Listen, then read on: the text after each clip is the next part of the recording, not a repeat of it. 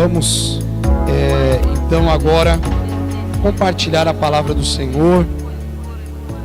Gostaria que você abrisse a sua Bíblia, Isaías capítulo 58, versículos 11 e 12. Isaías 58, versículos 11 e 12. Diz assim a palavra do Senhor: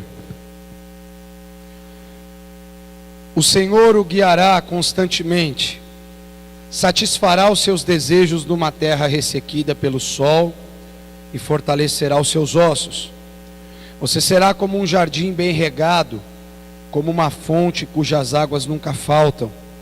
Seu povo reconstruirá as velhas ruínas e restaurará os alicerces antigos. Você será chamado reparador de muros, restaurador de ruas e moradias. Eu gostaria de orar mais uma vez com você, antes da gente continuar esta ministração. Pai, nós queremos te agradecer pela tua fidelidade e queremos pedir agora em nome de Jesus, que o Senhor venha falar ao nosso coração de uma forma muito profunda. Eu sei que o Senhor colocou esse texto num tempo oportuno para cada um de nós. Existem promessas e deveres nesse texto, e eu creio que nessa manhã o Senhor vai nos mostrar aquilo que o Senhor deseja fazer nas nossas vidas, mas também aquilo que o Senhor deseja que nós façamos, como teus filhos, como tua igreja, para que nós possamos avançar, para que nós possamos crescer em tudo, na tua graça e no entendimento da tua palavra, em nome de Jesus, amém. Tema da reflexão dessa manhã: a vida que pedimos a Deus. Quem me conhece há mais tempo vai estranhar e vai dizer assim: mas esse tipo de proposta está estranha. Que tema é esse de mensagem, a vida que a gente pediu a Deus? Isso aí é frase que o povo usa lá fora. Como é que o povo diz quando está tudo legal? Essa é a vida que eu pedi para Deus. E na realidade, fazendo uma leitura cuidadosa nesse texto da palavra de Deus, e não apenas nesses versículos, mas observando desde o versículo 1 do capítulo 58, fazendo uma leitura ali no contexto anterior, nós vamos ver que de fato essa deveria ser a vida que todos nós pedimos a Deus. E quando nós não a estamos vivendo, talvez a gente está perdendo uma grande oportunidade. Eu brinquei com uma pessoa essa semana que veio conversar um pouquinho, te bater um papo, e foi engraçado que algumas questões estavam de alguma forma entrelaçadas com algumas coisas que eu vou falar hoje. E antes de terminar o papo com essa pessoa, eu brinquei e mostrei o sermão, já estava impresso. Eu disse: olha, só para você não pensar que vai ser algo direto, já está aqui. A pessoa até olhou para mim e deu risada. Eu disse: olha, já preparei ontem, terminei de preparar ontem essa mensagem, a gente está hoje aqui conversando alguma coisa. E de fato, que vida é essa que nós pedimos a Deus, ou que deveríamos pedir a Deus, que é tão especial e tão diferente? Alguém pode dizer talvez que essa vida, ela esteja envolta de bens, recursos, posses, uma boa profissão, saúde de ferro, muitos amigos, muita comida, muita abundância de todas as coisas à nossa volta. E eu talvez não vá discordar de você se você estiver pensando em determinado momento ou de alguma forma que algumas dessas coisas ou todas elas possam fazer parte da tua vida, porque eu vou concordar que em alguns momentos da nossa vida nós vamos de fato viver períodos de abundância, onde nós vamos ter algumas dessas coisas. Não acredito que nós vamos conseguir ter tudo ao mesmo tempo, eu não acho que é possível, porque alguma coisa vai estar um pouco errada quando você tiver absolutamente tudo e nada mais faltar para você. Então alguma coisa não vai estar fechando. Mas olha que interessante. Eu coloco aqui uma frase que veio ao meu coração preparando essa mensagem. Existem momentos de colheita e de cuidado especiais da parte de Deus na vida do seu povo. Quando eu coloco essa frase, então eu já explico o que eu estou dizendo antes. Existem momentos de colheita, momentos em que nós vamos estar desfrutando de algumas coisas, e obviamente se nós estamos colhendo, é porque num determinado momento da nossa vida nós plantamos. Todo plantio produz colheita, segundo o que Jesus disse para nós: aquilo que o homem semear, isso ele vai colher. Agora olha que interessante, porque quando nós vemos os primeiros versículos do capítulo 58, nós podemos constatar um povo que buscava a Deus de uma maneira equivocada, realizava alguns atos aparentemente bons diante de Deus, mas de fato não estavam alcançando o coração do Pai com as suas ações. E talvez você diga: o que esse povo estava fazendo? Eu preciso ler os primeiros versículos agora para a gente entender o que eu estou colocando aqui. Versículo 1: grite alto, não se contenha, levante a voz como trombeta, anuncie ao meu povo a rebelião dele, e à comunidade de Jacó os seus pecados. Pois dia a dia me procuram, parecem desejosos de conhecer os meus caminhos, como se fossem uma nação que faz o que é direito e que não abandonou os mandamentos do seu Deus. Pedem-me decisões justas e parecem desejosos de que Deus se aproxime deles. Por que jejuamos, dizem, e não ouviste? Por que nos humilhamos e não reparaste? Contudo, no dia do seu jejum, vocês fazem o que é do agrado de vocês e exploram os seus empregados.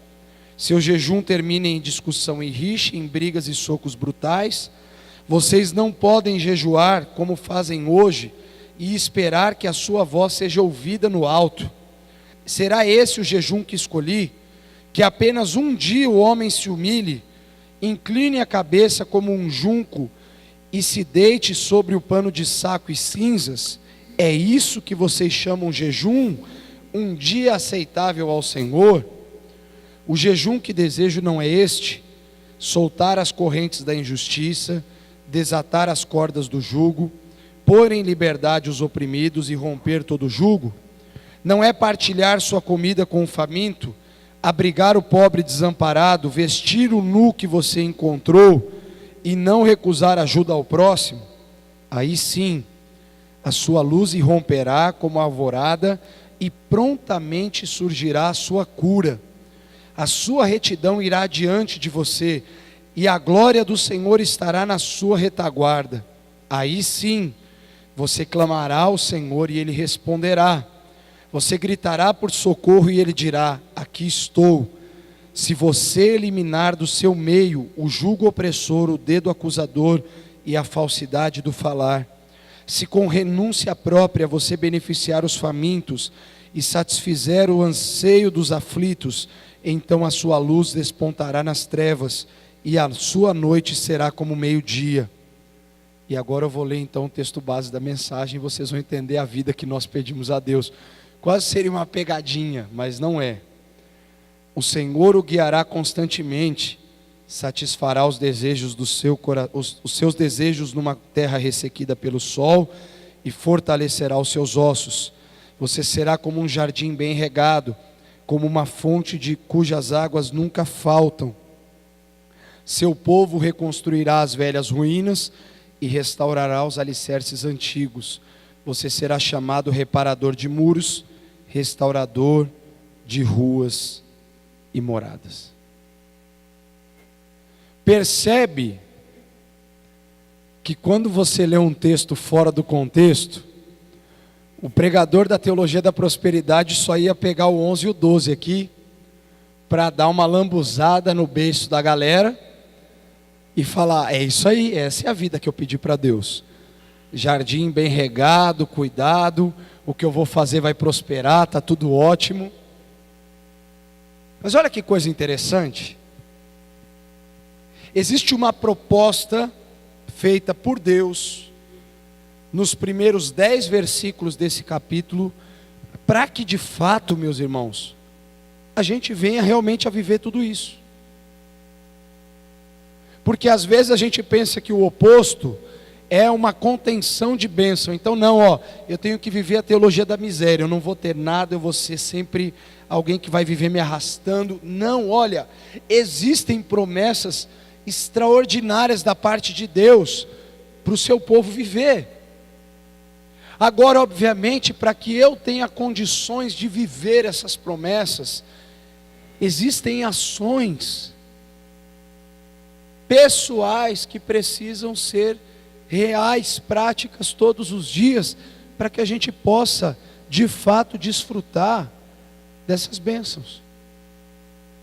O povo de Israel naquele período estava buscando a Deus com a intenção do coração equivocada. Jejuava, orava, só que vivia brigando com Deus e com as pessoas. Eis aqui um ponto de reflexão. Eu custo a entender que eu estou buscando tanto a Deus, mas vivo sempre brigando com Deus e desobedecendo a Deus. Alguma coisa está fora do padrão. Porque se eu busco a Deus, o temor de Deus vai chegar ao meu coração. A obediência vai se tornar um padrão para a minha vida cristã. Ou seja, me comportar como um filho mimado diante de Deus vai ser algo inexistente. Ah não, eu vou brigar com Deus porque Deus tem que fazer. Não, se eu obedeço, eu me submeto a Ele, então Ele vai governar a minha vida. E nesse governo absoluto, inclusive, tenho que me fazer valer em alguns momentos, essa bênção incontável da parte dele vai chegar para mim naturalmente. O que não pode acontecer é uma disparidade ou uma incoerência na sequência da obediência bíblica que nos está sendo proposta. Porque quando eu declaro um jejum aceitável a Deus, e aqui, gente, Deus não está quebrando o princípio do jejum, entendam bem. Ele está fazendo uma contestação de uma prática errada do povo. Porque jejuar é uma bênção. Quando você vai jejuar, você está ali, de alguma forma, se abstendo de algo que te agrada e está ali dedicando mais tempo ao Senhor. Está ótimo. Mas Deus estava dizendo, em outras palavras, a gente tentando contextualizar nos dias atuais: você está fazendo esse jejum baseado no quê? Você está jejuando para buscar alguma coisa? Você está jejuando para eu te dar um emprego? Você está jejuando para eu te dar tal coisa? Então você não está jejuando, você está fazendo, meu pai usa muito essa expressão, está fazendo barganha. Você está querendo trocar comigo então. Então para isso você não precisa jejuar. Você me oferece algo muito bom e eu vejo se eu aceito ou não. O único problema é que você vai tentar oferecer alguma coisa para alguém que tem tudo. O que você acha que vai acontecer? Você já perdeu na entrada, na largada já. Deus, eu vou te dar todos os meus bens. Ele vai falar assim: beleza, só que tudo é meu e fui eu que te dei. Tudo que você tem não me interessa. Deus, eu vou te entregar o meu carro. Parabéns. Quem ensinou o cara lá da montadora tal a criar um carro fui eu. Não tenho necessidade, sequer eu preciso de um carro, porque eu sou espírito, eu sou onisciente inclusive, eu estou em todo lugar, não preciso nem abastecer o carro e nem andar com ele. Ou seja, qualquer coisa que humanamente falando nós pensarmos ser possível oferecer para ele, não tem sentido, porque tudo é dele. Então se tudo é dele, e eu não tenho nada a oferecer que o interesse, a não ser uma coisa: meu próprio coração. Isso ele deseja que eu o ofereça. E é interessante que oferecer o nosso coração a Deus é o verdadeiro jejum. Porque Jesus disse o quê? Aonde estiver o seu tesouro, aí também estará o seu. Se o seu coração for dele, então tudo vai acontecer da forma que ele deseja para a tua vida e para mim. O verdadeiro jejum significa viver uma vida de obediência à palavra de Deus, uma vida que honra a Deus.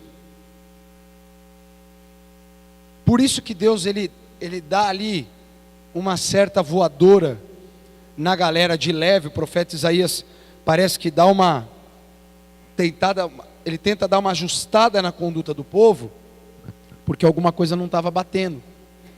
E o povo estava se questionando e questionando a Deus. A gente jejua, ora, busca a Deus e nada acontece. Aí Deus falou, legal, só que tem um problema. O jeito que vocês estão me buscando e que vocês estão fazendo aí, não vão ter resposta nunca, porque vocês estão fazendo do jeito errado.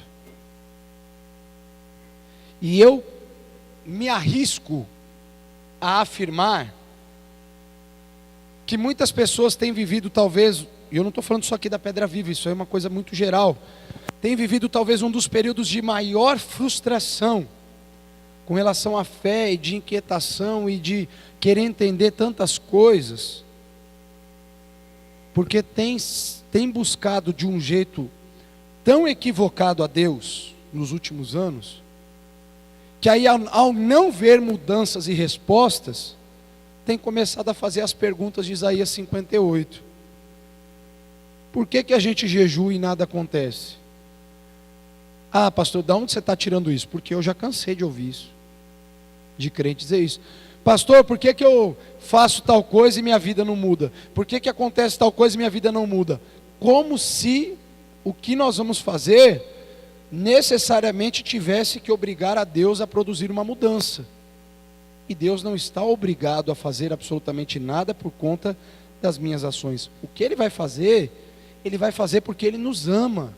Mas não existe uma cláusula de obrigação da parte do Criador em se submeter à vontade da criatura.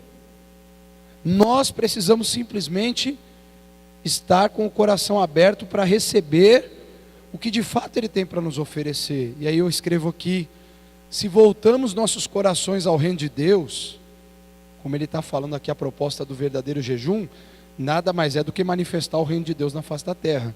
O que ele diz aqui? Soltar as correntes da injustiça, desatar as cordas do jugo, pôr em liberdade os oprimidos, romper todo o jugo, partilhar a sua comida com o faminto, abrigar o pobre. Isso aqui é manifestação do reino de Deus. Quando nós voltarmos os nossos corações ao reino de Deus, fazendo do próximo nossa verdadeira preocupação, trazendo verdadeira liberdade aos oprimidos, ajudando os necessitados, nós vamos receber bênçãos de Deus sem medida. Porque quando você entender que o teu próximo é tão importante quanto você, ou até mais, você vai entender um dos maiores mistérios que fazem as janelas dos céus não apenas se abrirem sobre a vida de alguém, mas se escancararem e ficarem abertas para o resto da vida. Vamos fazer uma palestra motivacional aqui em 1 minuto. Você quer ser rico? Eu vou falar um negócio para você que eu me arrisco a falar para você, porque eu sei que vai acontecer. Você quer ficar muito rico? Eu não sei para quê, talvez, mas aí é uma outra história. Mas você quer ter muito dinheiro? Eu vou te dar 3 ações aqui que, se você fizer, você vai ter muito dinheiro.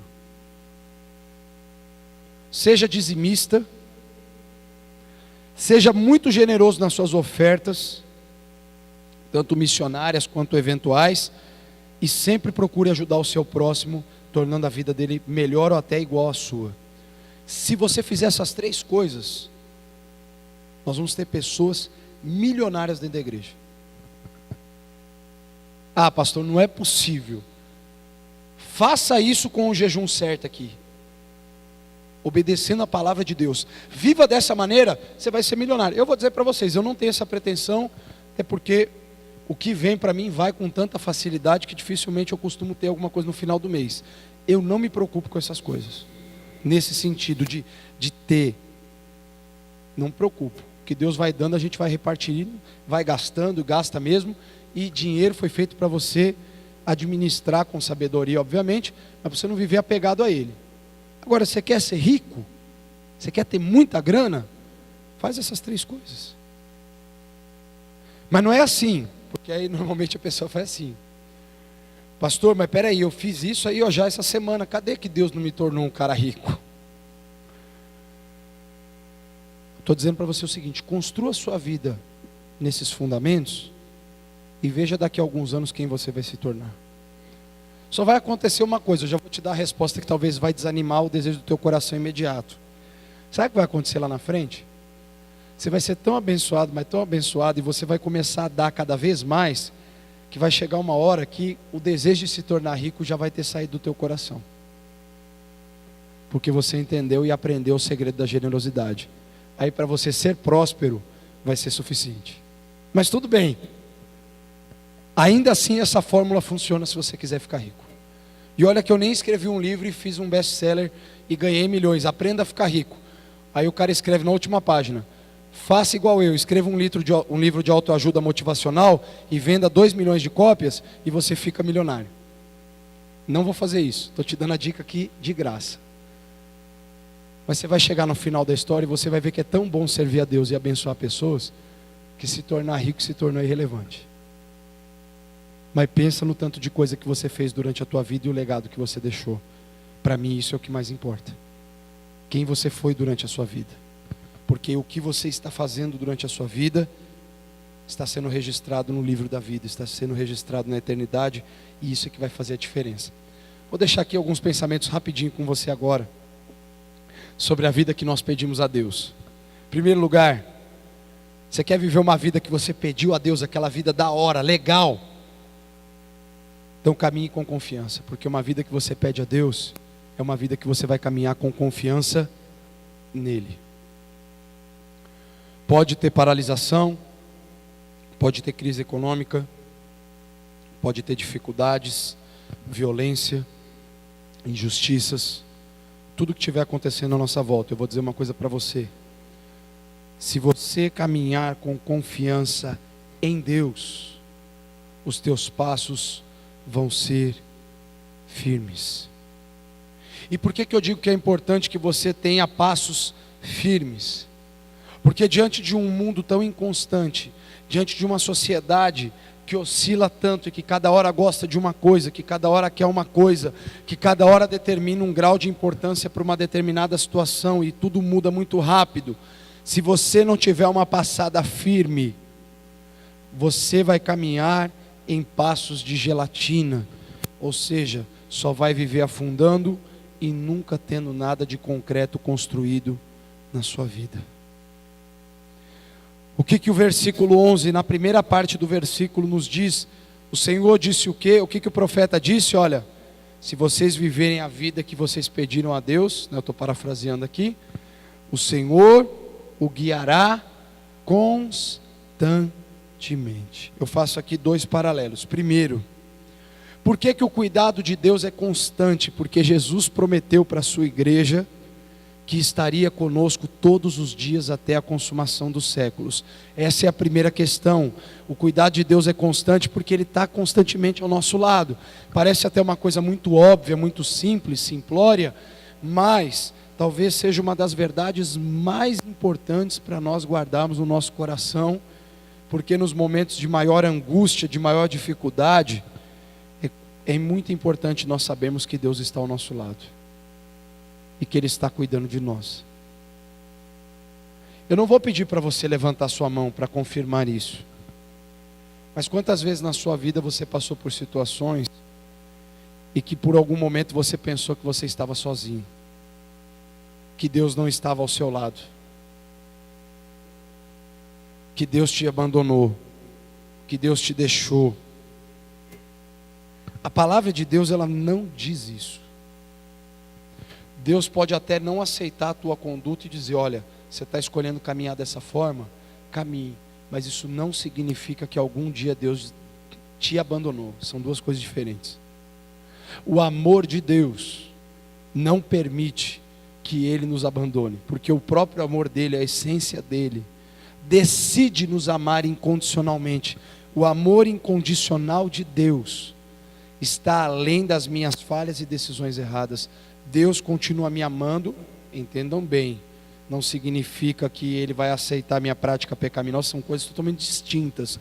Deus odeia a prática do pecado, Ele detesta a prática do pecado, porque o pecado produz morte, mas Ele ama o pecador incondicionalmente, Ele ama cada um de nós de uma maneira inexplicável, e por isso Ele tomou uma decisão de estar ao nosso lado todos os dias, por mais que às vezes nós pensemos que Ele nos abandonou. Por mais incertos que os caminhos diante de nós nos pareçam, quando nós confiamos em Deus, nós temos a convicção de que poderemos caminhar com confiança debaixo da sua poderosa mão. Para mim, meus irmãos, eu vou dizer uma coisa para vocês. Não existe sentido, prestem bem atenção nessa frase. Eu não escrevi nada aqui, mas ela sempre permeia muito o meu coração, a minha cabeça. Não existe sentido viver longe de Deus depois de você conhecê-lo. Porque o dia que você tem a convicção de que Jesus prometeu estar ao seu lado, cuidando de você sempre, e você decide deliberadamente no teu coração não querer mais caminhar com Deus, é uma atitude tão egoísta. Eu não estou julgando você, porque talvez pode ter passado no coração de qualquer um de nós um dia esse sentimento, mas acaba sendo uma coisa tão egoísta da nossa parte, porque a gente não deu nada para andar com Deus, a gente não ofereceu absolutamente nada de importante para caminhar com Deus. Ele ofereceu a pessoa mais importante da sua família, o seu único filho, para morrer numa cruz, para a gente poder caminhar com Ele, e para Ele ter essa comunhão restabelecida conosco. Eu julgo extremamente relevante e importante isso, porque quando você anda desconfiando, quando você anda titubeando, você está perdendo a oportunidade de receber da mão de Deus muita coisa. Segunda questão aqui para a gente pensar: a vida que nós pedimos a Deus, ela nos dá a certeza de que nós vamos receber provisão abundante. E entenda bem, eu já disse isso antes, mas vou forçar novamente aqui o pensamento. Você não recebe as coisas para guardar para você, você tem para compartilhar. O reino de Deus consiste em você ser generoso. Se você não é generoso, você não entendeu o reino de Deus. Você até está inserido nele, mas você não o compreendeu ainda. O coração de Deus anseia por cristãos que estão dispostos a compartilhar o que têm. E aqui não pode ser um discurso demagogo, tem que ser um discurso prático e uma ação prática da nossa parte. Se você não aprende a ser generoso, você vive somente desconfiado e contando com uma provisão limitada. Por que eu sempre faço apelos à igreja, quando a igreja está precisando desenvolver alguma coisa a mais numa construção em qualquer outra área?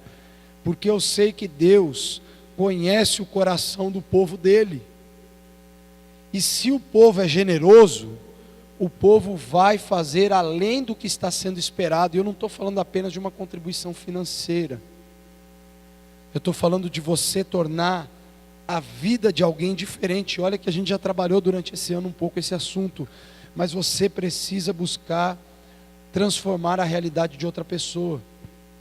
Quando você está preocupado apenas com sua própria vida, com seus próprios problemas, como é que eu vou ajudar alguém se eu já vivo cheio de problema? Pois é porque você só vive olhando no espelho para você mesmo, você não olha no vidro.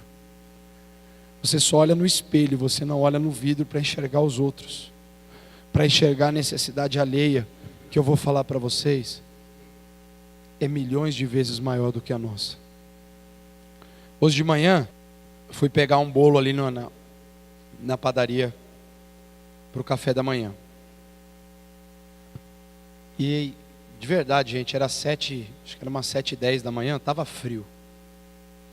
Devia estar uns 12 graus mais ou menos. Eu não sei agora o sol sobe e dá uma esquentadinha, mas aquele momento ali estava uns 12 graus para menos. E eu pego a avenida ali, padaria ali de cima, eu peguei a avenida para fazer o retorno, então, para estacionar ali, para comprar o bolo para trazer. E não é sempre que eu vejo ali, mas hoje eu reparei, talvez até um pouco mais compelido pelo contexto da mensagem, pensando um pouco durante a semana. Eu não vi quem era, mas tinha uma pessoa coberta ali que dormiu com um lençol na grama e um edredom por cima. E eu estava morrendo de frio dentro do carro. Eu estava com muito frio.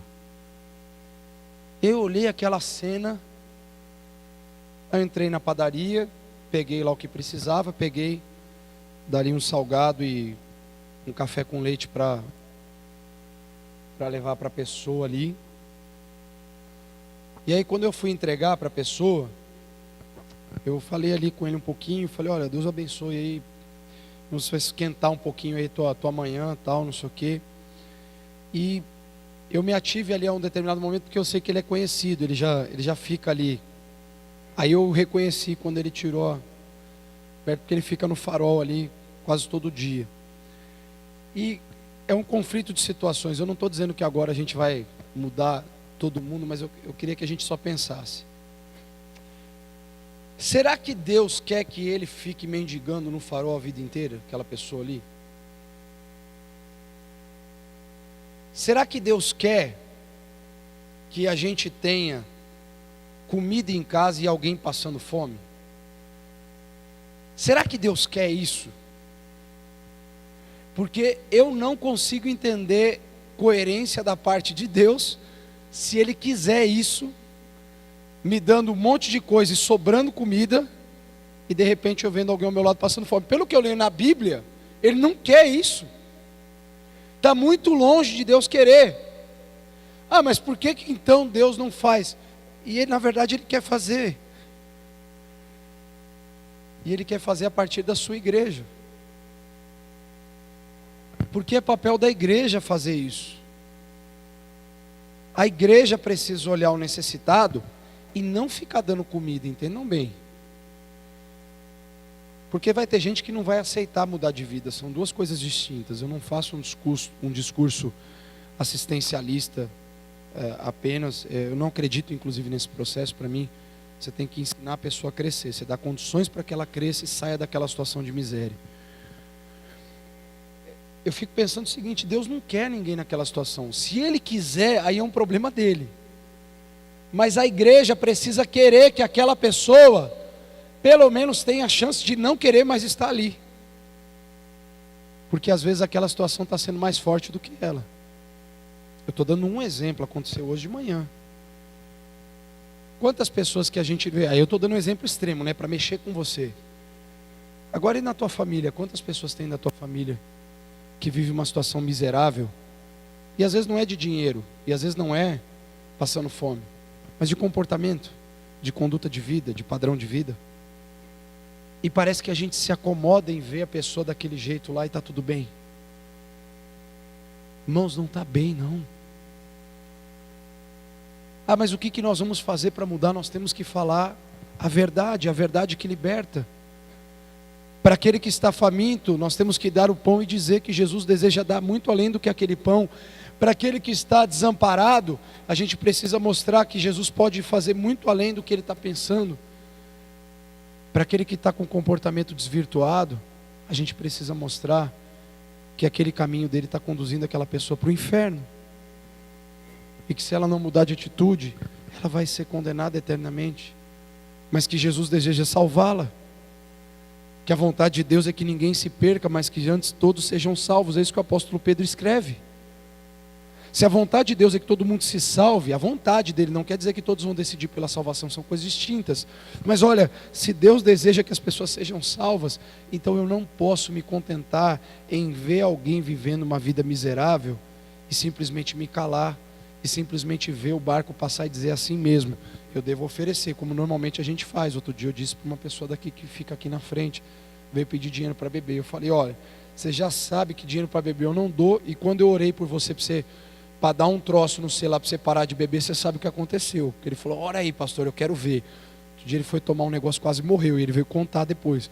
Nunca mais quero que o pastor faça oração para mim desse jeito aí que eu quase morri. Eu falei, não, quase morreu porque você voltou a beber. Eu falei, para você não voltar. Você podia ter mudado. Mas outro dia ele veio de novo pedir, eu falei assim, ó, você sabe que eu não vou dar dinheiro. Se você quer que eu seja um cara chato, eu vou ser. Vai ter culto daqui a pouco, a gente ora por você. Se você quiser ajuda, a gente vai te ajudar a você mudar de vida. Você não precisa viver numa praça. Você tem que querer mudar. Ele falou, pastor, eu não quero. Aí ele virou as costas e saiu.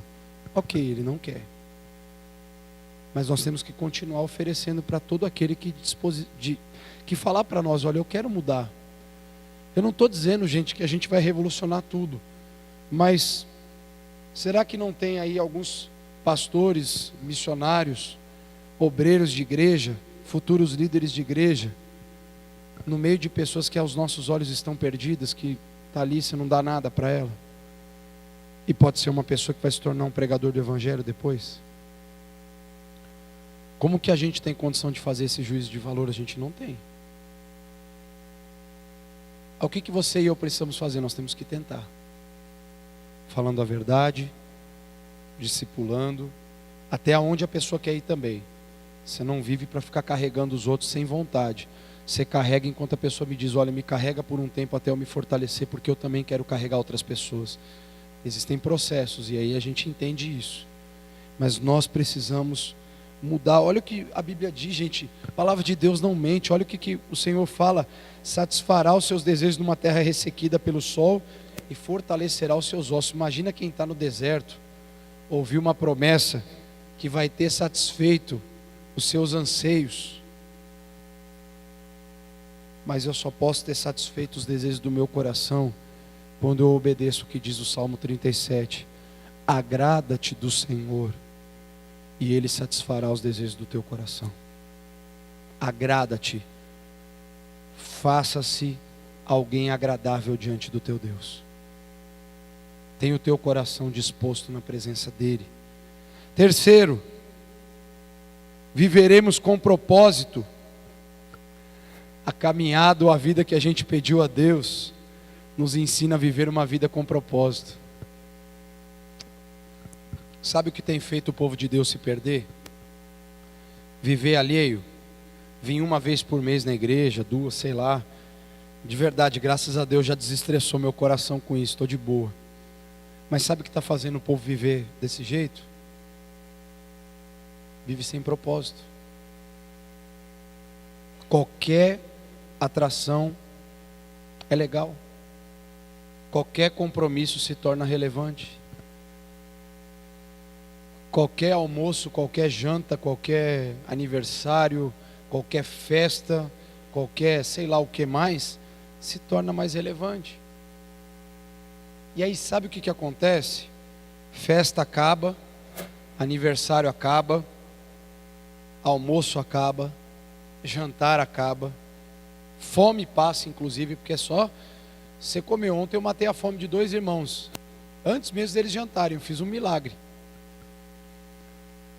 Pegaram a batata do meu prato e comeram. Eu jamais vou dizer quem foi. Mas eu pude compartilhar com 2 irmãos, né, Nilton? Né? O Nilton e o Marcelo. Não, desculpa, não ia falar, mas. Eles pegaram a batata do meu prato. Ô, pastor, que legal, tá boa. Eu compartilhei com os meus irmãos a batata. Eles até quiseram me devolver depois. Te deu tanta risada, mas sabe o que acontece? Crente que vive com propósito dá risada de uma batata que o outro pega do prato do outro, porque qualquer coisa tem graça. O que tem me preocupado, eu estou citando aqui brincando, mas o que tem me preocupado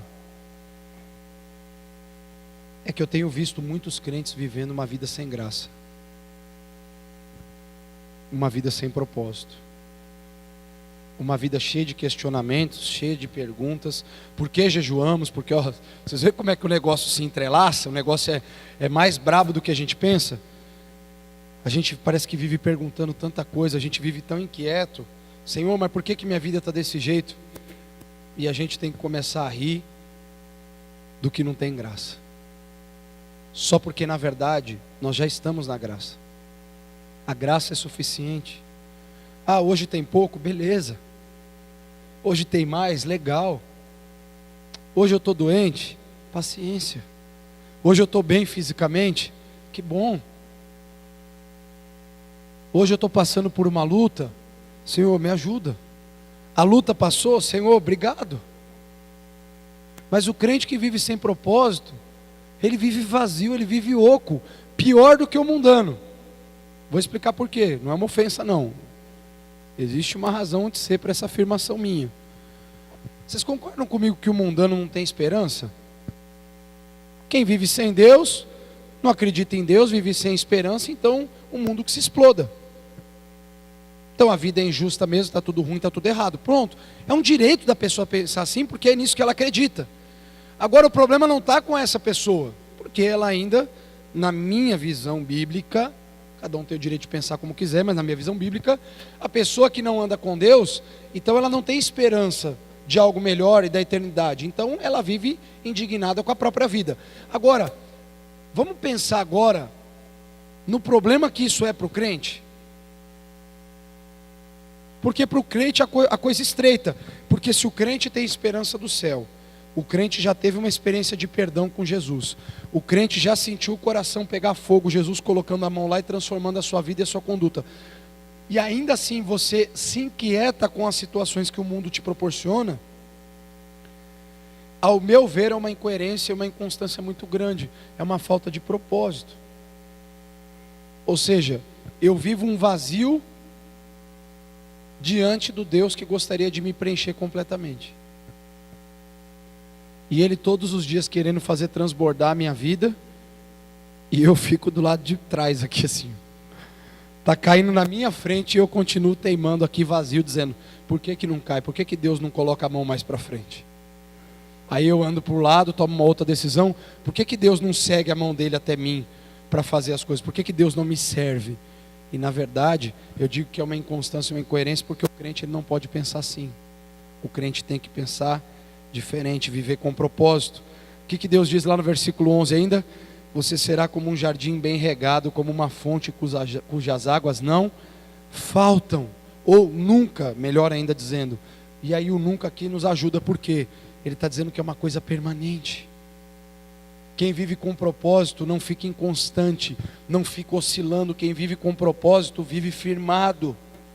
Apesar dos pesares, apesar das lutas, apesar das incertezas, Deus é o Senhor da nossa vida, Ele continua conosco, Ele está ao nosso lado, Ele cuida de nós, Ele nos ama, Ele nos dirige, Ele morreu pelos nossos pecados, Ele vai fazer sempre o melhor pela nossa vida, porque a vida que a gente pediu a Ele é viver com Ele todos os dias da nossa vida, buscando a Ele e a sua justiça em primeiro lugar, porque o resto chega, o resto nos é dado, só Jesus nos basta. Sairemos de um vazio que gera diversos questionamentos em nossos corações, para vivermos uma vida extraordinária, sem limitações, nutrida pela presença do Espírito Santo em nossos corações. Último lugar, a vida que nós pedimos a Deus nos leva a sermos construtores no reino de Deus. Porque quem vive com propósito não vive parado, constrói, faz algo. Fui visitar uma família uns dias atrás e conversando, no meio da conversa eu falei exatamente isso. Quer um conselho? Construa, faça, desenvolva, trabalhe para o Senhor, ocupe o seu coração com as coisas de Deus, porque as coisas vão mudar. O final, o versículo 12, na verdade, ele fecha como um complemento a dizer o seguinte: existe razão pela qual você deve ser um construtor no reino de Deus. O seu povo reconstruirá as velhas ruínas e restaurará os alicerces antigos. Você será chamado, olha aqui, ó, legado, história, o que você vai escrever para a tua vida. Você será chamado reparador de muros, restaurador de ruas e moradias. Talvez fique muito longe de tentar fazer aqui uma analogia, mas meu irmão, você já pensou em você como alguém que está restaurando corações perdidos? Você sendo alguém que está reparando vidas destruídas? Você vendo alguém perdido lá no mundão lá, e você podendo mostrar o amor de Deus para essa pessoa e construir o caráter cristão nela através do discipulado, e você podendo mudar a história dela? e você escrever isso no legado da sua história, que não é o quanto você deu ou deixou de dar de dinheiro, mas é uma vida que lá na eternidade vai te encontrar, vai falar assim, ó, valeu, obrigado, estou aqui porque você gastou tempo comigo, você pregou o evangelho da salvação para mim, você cuidou de mim no momento de dificuldade. Ser um construtor no reino é alguém que está trabalhando por almas, que é alguém que está focado em trazer gente para o reino de Deus, porque isso muda tudo. O melhor presente que nós podemos receber em vida é o privilégio que nós temos de servir a Deus, sermos instrumentos poderosos, executando seus maravilhosos planos, fazendo a diferença na vida das pessoas. Essa frase foi a que mais me chamou a atenção quando eu escrevi. Se você não está construindo no reino de Deus, você está vivendo uma vida oca, uma vida tão sem graça, que até vir na igreja não tem graça mesmo, que até fazer qualquer outra coisa perde o sentido. Então, aí você se torna realmente apenas alguém alheio a tudo que está acontecendo. Você tem o privilégio de se tornar um construtor no reino de Deus, alguém que vai reparar muros destruídos pelo pecado, pessoas que estavam com a família acabando, e você levando o amor de Deus para essas pessoas, e essas pessoas sendo restauradas. Isso é muito além do que viver com propósito, porque propósito é quando você sabe o que você está fazendo. Ser um construtor significa que você começou a colocar em prática aquilo que você sabe que é bom, aquilo que te fez bem, e aquilo que vai começar a fazer a diferença através de você na vida de outras pessoas. Concluo com uma pergunta, porque eu quero orar por você. Que tipo de vida você quer viver? Você quer viver a vida que você pediu a Deus? Uma vida que vai realmente mudar absolutamente tudo? Feche os teus olhos, eu gostaria de orar com você nessa manhã.